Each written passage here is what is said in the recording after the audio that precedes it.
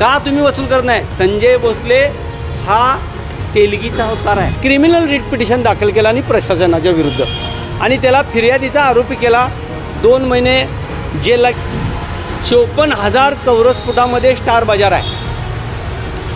2च प्रकरणात त्यानं 25 कोटीची सूट दिली. हे मला प्रशासनानं लिहून दिले. 35 कोटी रुपये तुम्ही वसूल का करत नाही? त्याचा भाडे करार 8 लाख आहे.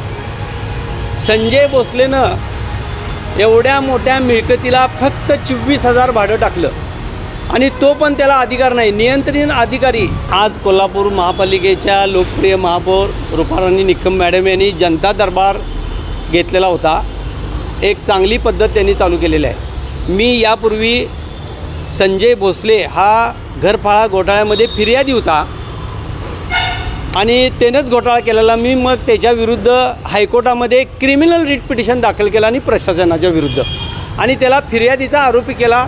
2 महिने जेलला गेला. लक्ष्मीपुरी पोलिसांनी अटक केली. त्याच्यानंतर मी आज कागदपत्र मी कुठलाही घोटाळा माझ्या अर्जाचा किंवा एखाद्या अर्जाच्या नमुन्याचा असलं मी काय करत नाही डुप्लिकेट वगैरे. मी माहिती अधिकार मिळवणारा पश्चिम महाराष्ट्रातला मी एकमेव म्हटलं तर काय हरकत येणार नाही. म्हणजे रिअली सांगतो, कारण मी 25,000 पेपर मी मिळवलेले आहेत. अनेक कार्यकर्ते मिळवतात, पण मी घेतलेला लढा मी शेवटपर्यंत नेलेला आहे. मी माहिती अधिकारात स्टार बाजारची माहिती घेतली, बिग बाजारची माहिती घेतली आणि लेखी प्रश्न विचारला. माहिती अधिकारामध्ये मला लेखी उत्तर द्या आणि कागदपत्र द्या. तर भयानक माहिती अधिकारामध्ये अशी धक्कादायक मला माहिती मिळाली. 54,000 चौरस फुटामध्ये स्टार बाजार आहे. त्याचा भाडे करार 8 लाख आहे. संजय भोसलेनं एवढ्या मोठ्या मिळकतीला फक्त 24,000 भाडं टाकलं आणि तो पण त्याला अधिकार नाही. नियंत्रण अधिकारी सहाय्यक आयुक्तानं 5,000च्या वरचं 10,000च्या वरचे अधिकार सहाय्यक आयुक्ताला आहेत. ते पण त्यानं गुंडाळून ठेवून 24,000 प्रमाणे दरवर्षी 6,67,000 रुपये त्याच्याकडनं भरून घेतले त्यांच्याकडून. मी माहिती अधिकारात माहिती घेऊन मी प्रशासनावर तगादा लावला. बलकवडे मॅडमना भेटलो.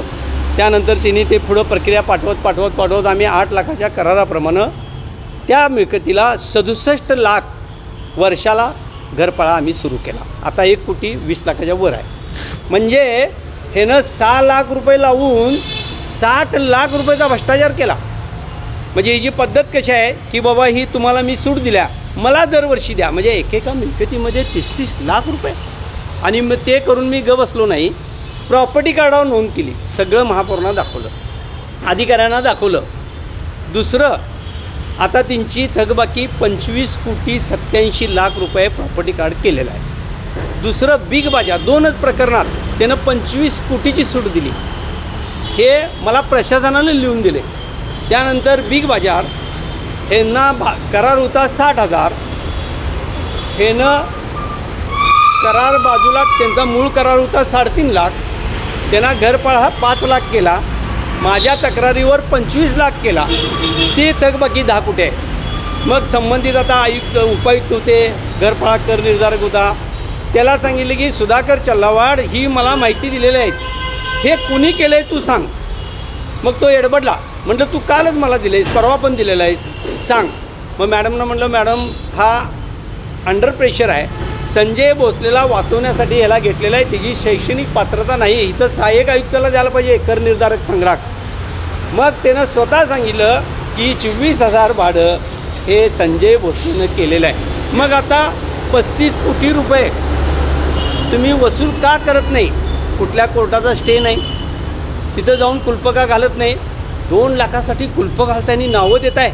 अमुकाचं 2 लाखासाठी सील केलं. मग मॅडमना मी सांगितलं की ही माहिती जर खोटी असेल तर माझ्यावर गुन्हा दाखल करा, प्रशासनानं करावा. आणि हे का वसूल करत नाही? असं संजय भोसलेनं शहरामध्ये 250 ते 300 कोटीची सूट दिलेली आहे. मी मॅडमना सांगितलं अधिकाऱ्यांना बोलवा आणि हे जर मी काय सिद्ध करून दाखवलं नाही तर तुम्ही द्याल ती शिक्षा मी भोगायला तयार आहे. का तुम्ही वसूल करत नाही? संजय भोसले हा तेलगीचा अवतार आहे, हर्षद मेहताचा अवतार आहे. म्हणजे बनावटगिरी करण्यात एवढा मोठा आहे. त्याचा दुसराही न्यायालयाचा एक चांगला निर्णय झालेला आहे, तोही तुम्हाला मी उद्या देणार आहे. परत ह्याला वर्कशॉप इंचार्ज केला आहे. अहो तिथं ऑटोमोबाईलमधला इंजिनियर पाहिजे.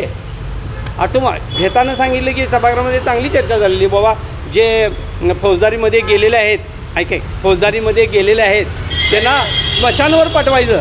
अहो स्मशानावर पाठवताना त्याला तिथं आणि भ्रष्टाचार करायला पाठवलं आहे. आता तो हजर झालेला आहे. त्याला ह्या महापालिकेनं जर ह्याच्यावर कारवाई केली नाही तर मी परत क्रिमिनल रीड दाखल करून ह्याला परत फिर्यादीचा आरोपी जेल पे जेल हे मी इथून पुढे देखील लढा सुरू करणार आहे.